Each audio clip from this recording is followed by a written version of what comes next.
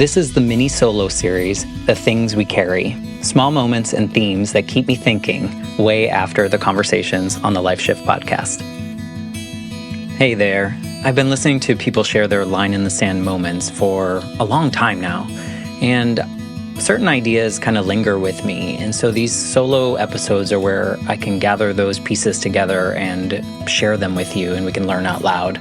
So thanks for spending a few minutes with me in these new solo episodes.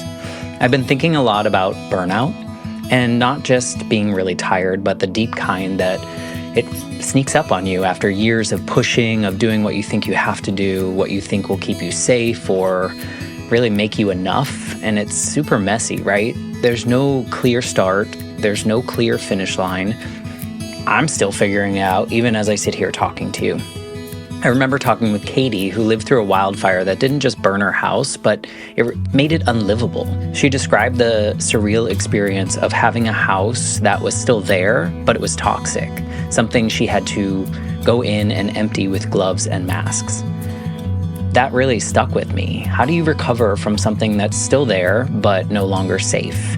And the exhaustion she described, the kind where work just isn't sustainable anymore. She didn't just quit, she shifted. She stepped down from being the head baker, moved into managing the inventory of what was lost, and leaned into counseling. And I think that's so important to point out. I know that feeling of reaching a point where the old ways of coping no longer work, where you have to find some kind of new way to show up. But you're also so tired that it's hard to imagine where to start. And then there was Alan, who talked about the checklist society lays out for us. Graduate, get a job, hustle harder, prove your worth with productivity. And for so long, that was my blueprint. And Alan said it took him decades to realize that rest mattered, to see that not all hustle is healthy. It got me thinking about how many of us carry that inherited script. The one that says slowing down is a weakness, or the only way to be worthy is to keep moving faster. That grind culture, the busyness, it's real and totally wears us down slowly until something breaks or we can't keep up anymore. That moment is never neat or tidy. It's heavy and confusing and sometimes lonely. And Heidi's story hit pretty hard too. She talked about being a doer, always in motion, squeezing the marrow out of every day because of the fear that there might not be many days left. Then the slow unraveling, losing abilities, losing identity, resisting the truth of needing to heal.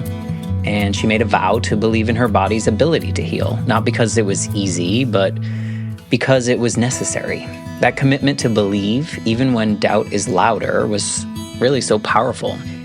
And it made me think, how often do we give ourselves permission to hope, to heal, to rest, or do we keep pushing, hoping we can outrun the tide? All these stories about burnout on the Life Shift, they don't come with neat formulas or quick fixes. They come with the reality that recovery from burnout or trauma or grief, it's really a winding path. Sometimes it's heavy with resistance, with setbacks, with the temptation to hide away or even to keep proving ourselves. But it's also filled with moments of courage, of tiny choices to show up differently, to ask for help, to say no, to believe we deserve more than exhaustion. I'm still on the path. I still wrestle with the pull to do too much, to be enough by pushing harder. But hearing these stories reminds me that change is possible and that it's okay to be in process. The rest is not a betrayal, but a lifeline. Maybe you're near a line in the sand too, that moment where you start to see the way you've been living isn't sustainable. It might be a quiet realization or a loud breaking point. And it might feel scary or hopeful, or maybe even both. So wherever you are, I want to invite you to notice that moment, to lean into it gently, to wonder what small step feels right for you today. Because you don't have to have it all figured out. You just have to take the next step, one breath at a time, and that can be enough.